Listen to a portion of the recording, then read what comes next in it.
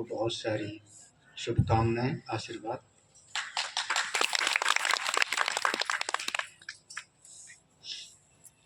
आलोक जी ने जैसे कहा, बहुत दिनों के बाद इस गली में आना हुआ। वैसे चिरपरिचित गली है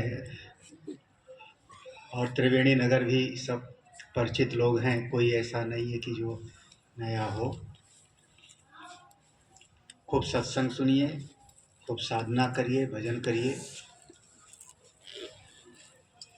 जीव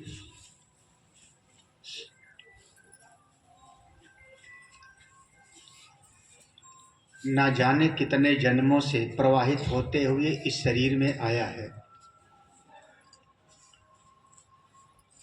जीव के भीतर मुख्य रूप से दो शक्ति है, एक का नाम है ज्ञान शक्ति, दूसरी का नाम है क्रिया शक्ति। जब अनादि काल से स्वयं भगवान ने कहा सनातन है या जीव, ममैवांशो जीवलोके जीवभूता सनातना।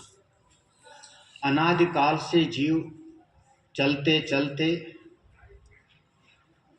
अब उसके भीतर कुछ क्रिया करने की इच्छा है, तो जीव क्रिया कैसे करेगा? तो जीव को क्रिया करने के लिए एक शरीर मिलता है और उस जीव के भीतर जो ज्ञान की इच्छा है, मैं जानूं, मैं समझूं, उस ज्ञान की इच्छा कैसे पूरी होगी? तो उसके लिए ज्ञानेंद्रियां उसको प्राप्त होती हैं।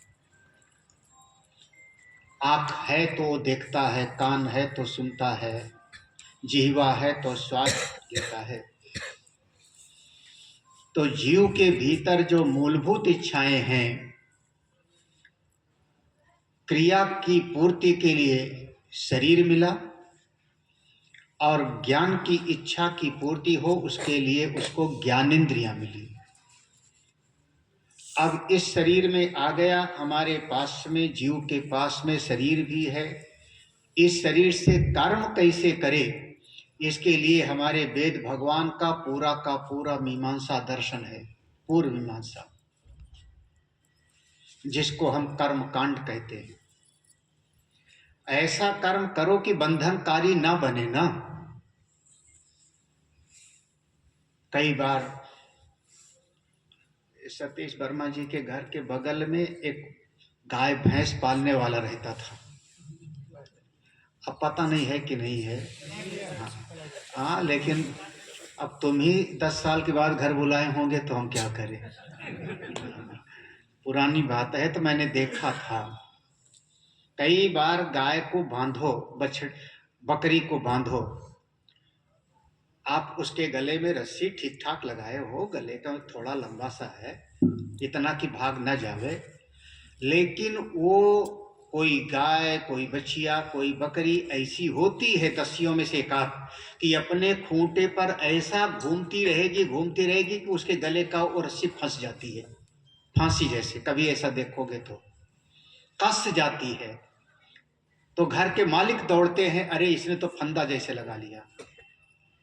मालिक ने उतना कस के नहीं बांधा था, मालिक ने तो उतनी रस्सी बांधी थी जितने में वो भाग न पावे, लेकिन वो घूम घूम करके वहीं पर घूम घूम करके अपने गले में वो रस्सी को कस ली। ऐसे जीव है, या इस शरीर को तो पाया, लेकिन अपने कर्म करते करते करते करते ऐसा एक फांसी जैसा लगा लेता है बंधन, और फिर बार बार जन्म मृत्यु के चक्र में पड़ जाता है।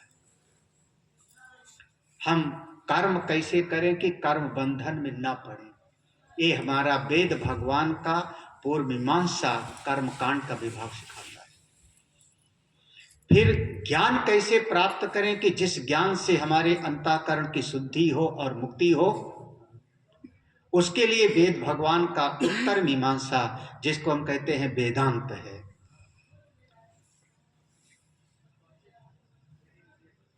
दोनों के बीच में, कर्म और ज्ञान के बीच में एक ऐसी चीज है कि आदमी कर्म उसके लिए करता है जिससे प्रेम होता है। और बहुत बार ऐसा भी होता है कि हम कर्म करना न चाहें और किसी के अनुग्रह से हम नदी पार हो जाएं।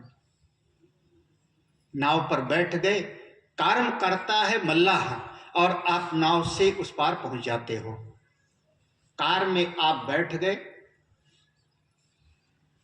ड्राइवर गाड़ी चलाएगा, उसको सड़क पर ध्यान रखना पड़ेगा और आप वृंदावन पहुंच गए सोते सोते। कर्म आपने नहीं किया। और बहुत बार ऐसा भी होता है कि कोई दूसरे ने टैक्सी बुक किया, आपने केवल लिफ्ट मांग ली, पैसा भी नहीं दिया, लिफ्ट मांगा। कार में बैठे, चलाया किसी और ने, पैसा किसी और ने दिया और आप वहां से अपने गंतव्य पर पहुंच गए। किसी के अनुग्रह से, किसी की कृपा से। शास्त्र में इसी को हम कहते हैं भगवान के प्रति भक्ति हो। ये जो कर्म का बंधन है, ये जीव अपने परिश्रम से छुड़ाना तो चाहता है, बहुत मुश्किल है। अगर भगवान कृपा करें तो बहुत आसान हो जाएगा। कर्म के मार्ग में अगर प्रभु की कृपा का समावेश हो जाए तो समझना कि एक कर्मानुविध उपासना है, ये श्रेष्ठतम उपासना हो जाती है भक्ति।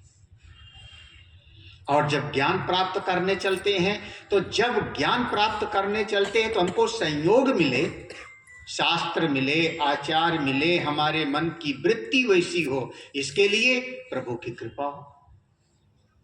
प्रभु की कृपा होगी तो ऐसा संयोग बन जाएगा। वो कृपा करने वाले शक्ति का नाम है भगवान।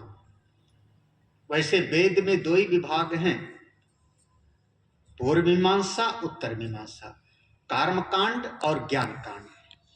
और दोनों के बीच में एक उपासना का विभाग आ जाता है।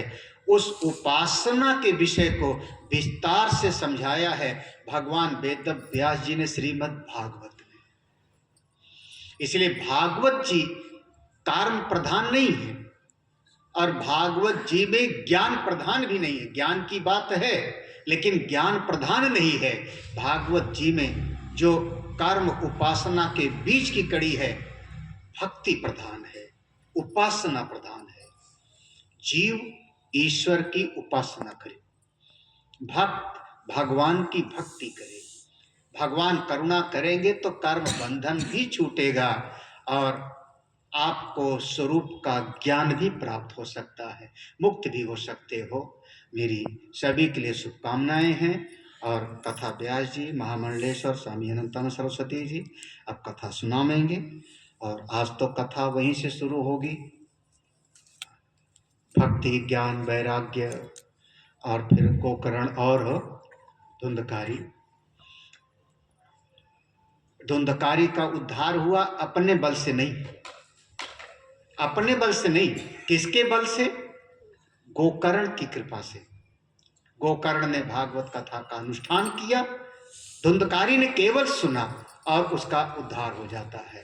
तो यह उपासना का ग्रंथ है, भक्ति का ग्रंथ है। प्रेम से, भक्ति से आप भगवान की कथा का श्रवण करो। आप सबकी जो मनोकामनाएं हैं उसकी पूर्ति हो, भगवान की कृपा मिले। मेरी इसी सद्भावना के साथ हरिओम तत्सत। जितना भी